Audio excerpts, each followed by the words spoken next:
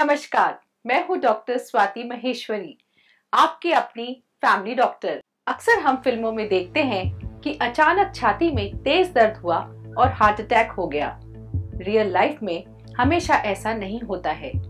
कभी कभी heart attack के सिम्टम्स बहुत कंफ्यूजिंग होते हैं, जैसे छाती में जलन, चक्कर आना, अचानक पसीना आना, उल्टी होना।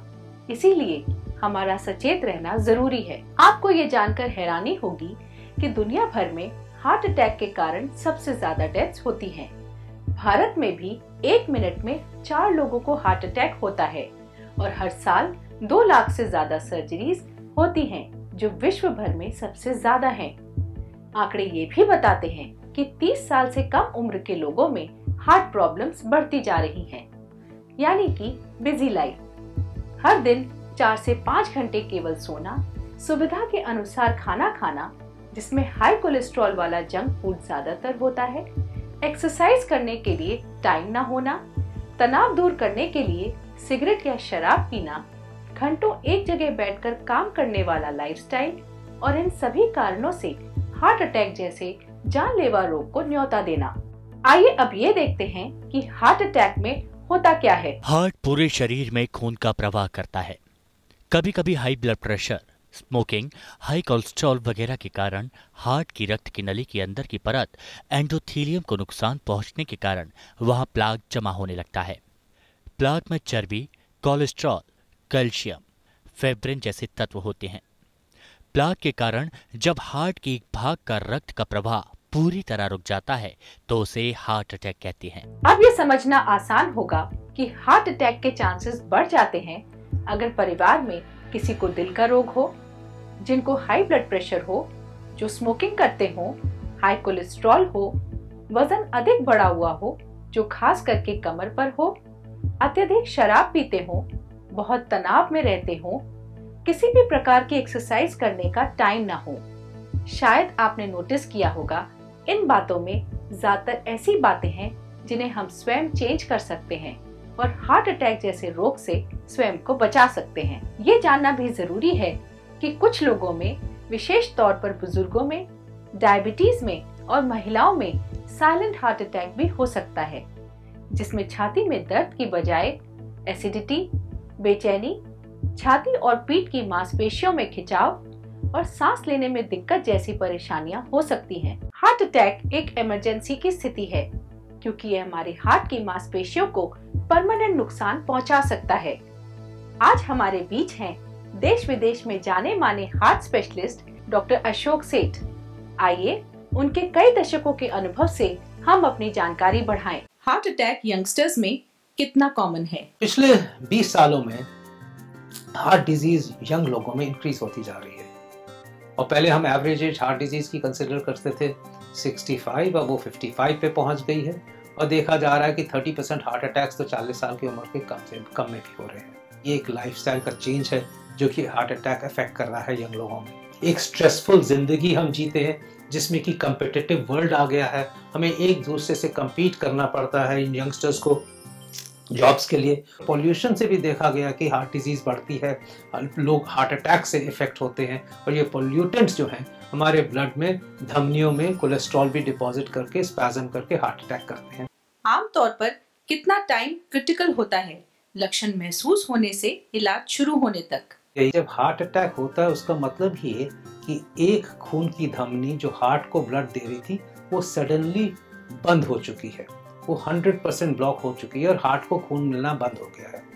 और जब हार्ट को खून मिलना बंद हो जाता है तो हार्ट का डैमेज शुरू हो जाता है, हार्ट को नुकसान होना शुरू हो जाता है, वो हार्ट की मसल डेड होनी शुरू हो जाती है और ये हर मिनट, हर घंटे पे और हार्ट अटैक बड़ा ही होते जाता है टिल 12 घंटे में वो पूरी मसल डेड हो जाती है। हमारी कोशिश ये रहती है कि मसल डेड हो ही ना, क्योंकि पहले घंटे में ही अगर हम उस धमनी को खोल देते हैं, अस्पताल जाके चाहे वो एक दवाई का इंजेक्शन दे जो कि क्लॉट को, ये जो खून का थक्का जमा है उसको डिसॉल्व कर दे, या एंजियोप्लास्टी के तरीके से अगर वो धमनी खुल जाती है तो पहले घंटे में खुलने से जान भी बच जाती है और हार्ट को डैमेज भी नहीं आता। तो हम इसको कहते हैं the golden hour. Heart attack के क्या ट्रीटमेंट ऑप्शंस अवेलेबल हैं? 2 किस्म के हैं। थ्रोम्बोलाइसिस या ये खून का जो धक्का जमा हुआ है, ये क्लॉट जो जमा हुआ है, उसको एक इंजेक्शन से डिसॉल्व करना। और वो एक इंजेक्शन आसान इंजेक्शन है जो कि एक ही इंजेक्शन में 5 मिनट के ऊपर ये इंजेक्शन देके क्लॉट अप्रॉक्सीमेटली 70% लोगों में क्लॉट डिसॉल्व किया जा सकता है। हम देखते हैं कि पहले घंटे में उसकी सक्सेस सबसे ज़्यादा होता है और 2-3 घंटे के बाद उसका सक्सेस कम होते जाता है, सो दैट उसकी इफेक्टिवनेस खत्म हो जाती है, वो क्लॉट डिसॉल्व नहीं कर पाता। एंजियोप्लास्टी सबसे अच्छा तरीका है इस धमनी खोलने का और परमानेंटली खोलने का। सपोजिंग हम उस अस्पताल में पेशेंट पहुंचता है जिसमें कि ये सुविधा एंजियोप्लास्टी और स्टेंट डालने की सुविधा ना हो और वो पहले 3 घंटे में ही पहुंच रहा है, तो उसको वो क्लॉट डिसॉल्व करने वाली इंजेक्शन जरूर ले लेना चाहिए। फिर बाद में अगले 24 घंटे में एंजियोप्लास्टी वाले हॉस्पिटल पे चले जाना चाहिए। ये 2 इंपॉर्टेंट तरीके हैं जो कि वन और दी अदर वाले नहीं है, ये है दोनों एक कंटिन्यूएशन। जो सुविधा इमीडिएटली प्राप्त हो सकती है, चाहे वो इंजेक्शन की है चाहे वो स्टेंट डालने की है, वो सुविधा इमीडिएटली ले लेनी चाहिए। हार्ट अटैक होने के बाद किन बातों का विशेष ध्यान रखना चाहिए? एक बार हार्ट अटैक हो गया, इसका ये मतलब रहा कि आप हार्ट अटैक या हार्ट डिजीज के अब प्रीडिस्पोज हैं।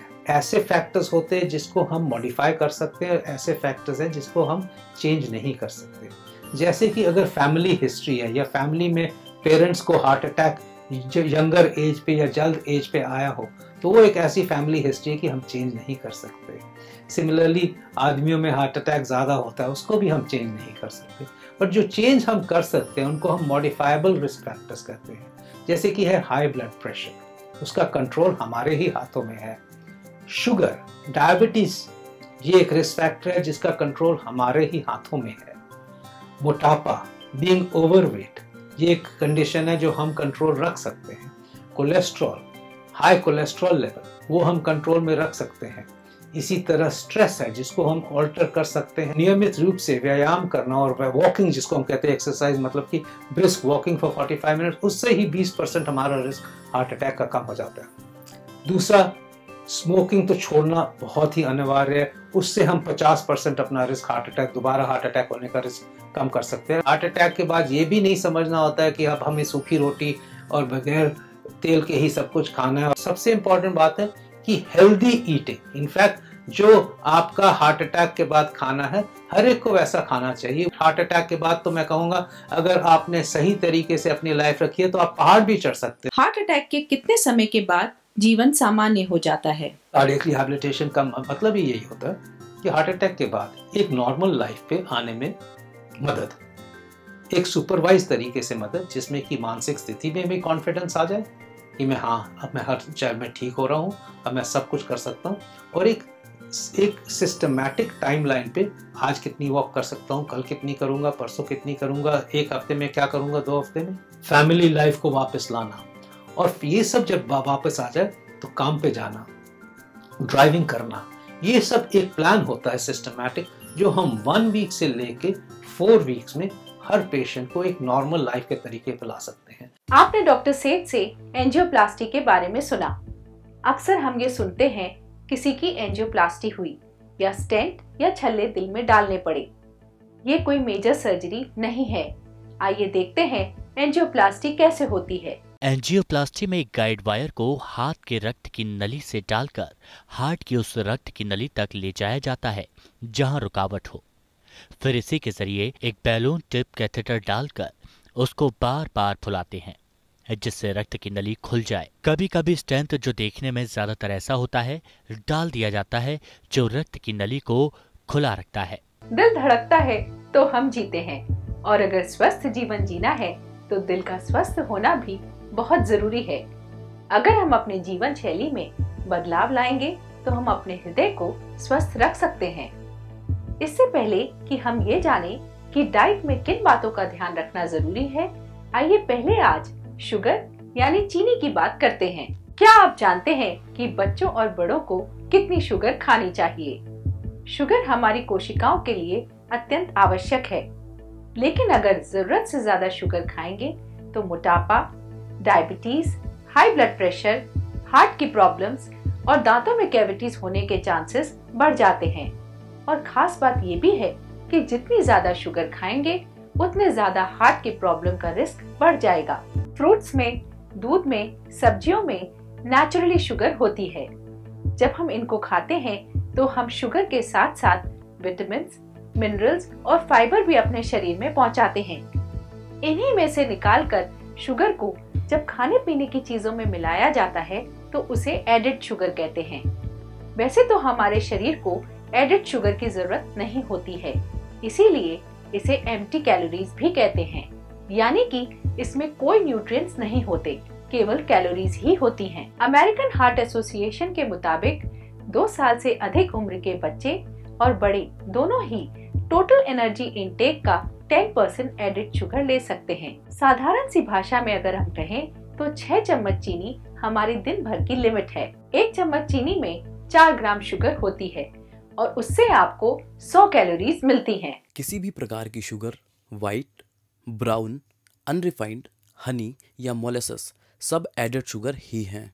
खाने के पदार्थ खरीदते वक्त आप उनके लेबल्स पर शुगर की मात्रा को चेक कर सकते हैं। कई बार लेबल्स पर शुगर की जगह एडेड शुगर की किसी और फॉर्म का नाम हो सकता है। कुछ खान पान की आम चीज़ों में लगभग कितनी एडेड शुगर होती है उसको जानते हैं। एक कैन सॉफ्ट ड्रिंक में लगभग 7 से 8 चम्मच, 570 ml के एनर्जी ड्रिंक में भी 7 से 8 चम्मच, आइस टी में 3 से 4 चम्मच, cakes, fruit cakes, muffins, pastries, donuts के एक मीडियम पोर्शन में लगभग 4 से 6 चम्मच, आइसक्रीम के एक स्कूप में भी लगभग 3 चम्मच, 50 ग्राम की एक चॉकलेट बार में 6 से 8 चम्मच, ब्रेकफास्ट सीरियल्स में जैसे कि fruit loops, cocoa puff, raisin bran, oats के 30 ग्राम में लगभग 2 से 3 चम्मच, फ्लेवर्ड और लो फैट योगर्ट में 3 से 4 चम्मच, बारबेक्यू सॉसेज वगैरह में लगभग 3 चम्मच। ऐसा देखा गया है कि आजकल व्यक्ति एक दिन में 20 से 22 चम्मच शुगर खाता है, जबकि हमारी लिमिट बच्चों और महिलाओं के लिए 6 चम्मच और पुरुषों के लिए 9 चम्मच है। शायद अब आपको अपने और बच्चों की खान पान की चीजों का चयन करने में आसानी होगी। आइए अब जानते हैं अपनी डाइट में और किन बातों का ध्यान रखना चाहिए। हार्ट अटैक से कैसे आदमी बच सके उसमें 5 बादाम हो भिगे हुए, 2 से 3 अंजीर हो भिगे हुए और 8 से 10 मुनक्का हो भिगे हुए और 2 अखरोट, क्योंकि इनमें सब के अंदर वो न्यूट्रिएंट्स है जो कि हमें कार्डियक अरेस्ट से बचा सकते हैं। बॉइल्ड टमाटो में लाइकोपीन एंजाइम सबसे ज्यादा होता है और वो बॉइल्ड करने के बाद ही उसमें सबसे ज्यादा सिक्रेशन उसका बढ़ जाता है। 2 टमाटर को उबालें और उसको खाएं और इसके साथ में हमेशा नाश्ते में जूस लेना चाहिए और दोपहर के लंच के अंदर दही या छाछ लेनी चाहिए और आपको सोने से पहले दूध लेना चाहिए। लंच टाइम में हमेशा एक दाल और सब्जी हमेशा फाइबर वाली हो और उसमें आलू और अरबी कम हो। पेठा, टिंडा, तुरई जो हम लोग कहते हैं कि ये सबसे ज़्यादा फाइबर वाली और हमारे लिए सबसे ज़्यादा न्यूट्रिशन वाली सब्जियां हैं, तो वो सब्जियां हो। फाइबर को जितना ज़्यादा हो, फाइबर एक ऐसा चीज़ है कि फाइबर लेने से जितना भी बॉडी का अपर फैट है और इंटरनल फैट है, दोनों को वो बर्न करने में हेल्प करते हैं। रात को भोजन में हमेशा ध्यान रखें कि हमेशा गर्मी में 9 बजे से पहले अपन लोग डिनर कर लें और सर्दी में हम लोग 8 बजे से पहले डिनर कर लें। तो उससे क्या कि बहुत हद तक हमारे जो ब्लड का सर्कुलेशन है उसको क्या है कि वो हार्ट की तरफ फिर अपने नॉर्मल से जाए, जब तक वो अपना स्टमक की तरफ जाके और हमारा जो खाना है उसको असिमिलेट करने में हेल्प कर दे। फिश के इक्वल यदि ओमेगा 3 फैटी एसिड किसी चीज में है तो वो नेचुरल फॉर्म में, तो वो है फ्लैक्ससीड में, अलसी में। तो खाना खाने के बाद में रोस्टेड करके और अलसी खाना चाहिए। जितना जरूरी खान पान का ध्यान रखना है उतना ही जरूरी है नियमित एक्सरसाइज करना। अपने जीवन में व्यस्तता के बावजूद खुद के लिए समय निकालना बहुत जरूरी है। कई रिसर्चेस ये मानती हैं कि हार्ट को स्वस्थ रखने के लिए हफ्ते में 5 दिन आधे घंटे के लिए तेज चलना, स्विमिंग, डांसिंग, बैडमिंटन या टेनिस जैसे खेल खेलने चाहिए। इसके अलावा हफ्ते में 3 दिन 15 मिनट के लिए इंटेंसिव एक्सरसाइजेस कर सकते हैं, जैसे कि तेज साइकिलिंग, जॉगिंग, बास्केटबॉल या फुटबॉल जैसे खेल। खेत में हल चलाना भी एक तरह की एक्सरसाइज है। अगर देखा जाए तो हफ्ते में 5 दिन आधे घंटा या 15 मिनट खुद के लिए निकालना कोई मुश्किल बात नहीं है। अगर आप कोई एक्सरसाइज या खेल नहीं खेल पा रहे हैं तो सबसे आसान तरीका है वॉकिंग करना। अपने शरीर को हिलाना और कैलोरीज को बर्न करना बहुत जरूरी है, चाहे वो आप किसी भी फॉर्म में करें। और फिर वॉकिंग तो एक आसान आनंददायी एक्सरसाइज है और इसे आप रूटीनली कर सकते हैं। बच्चों के लिए भी एक्सरसाइज करना बहुत जरूरी है। 2 साल से अधिक उम्र के बच्चों को 1 घंटा थकने वाले खेल खेलने चाहिए। जिनका वजन बढ़ा हुआ है उनको वजन घटाना भी बहुत जरूरी है। वजन बढ़ने के कारण हमारे हार्ट का काम भी बढ़ जाता है और वो एक्स्ट्रा एफर्ट के साथ पूरे शरीर में खून पहुंचाता है। हार्ट की प्रॉब्लम से बचने के लिए कुछ नियमित चेकअप्स भी बहुत जरूरी हैं। हर किसी को 20 साल की उम्र के बाद हर 5 वर्षों पर अपना कोलेस्ट्रॉल चेक कराना चाहिए। इसके अलावा हर 2 सालों पर अपना ब्लड प्रेशर और वजन चेक कराना चाहिए। याद रखिए, कम उम्र में भी हार्ट अटैक हो सकता है। अक्सर हम अपने परिवार की रिस्पॉन्सिबिलिटीज को निभाने में, वर्क के प्रेशर में या हम किसी को तंग ना करें ऐसा सोचकर अपने स्वास्थ्य से जुड़ी प्रॉब्लम्स को टालते रहते हैं और एक दिन बड़े रोग को न्योता देते हैं। ऐसा बिल्कुल मत कीजिए और अपने स्वास्थ्य को प्राथमिकता दीजिए। इसी कामना के साथ मैं डॉक्टर स्वाति महेश्वरी आपसे विदा लेती हूँ। नमस्कार।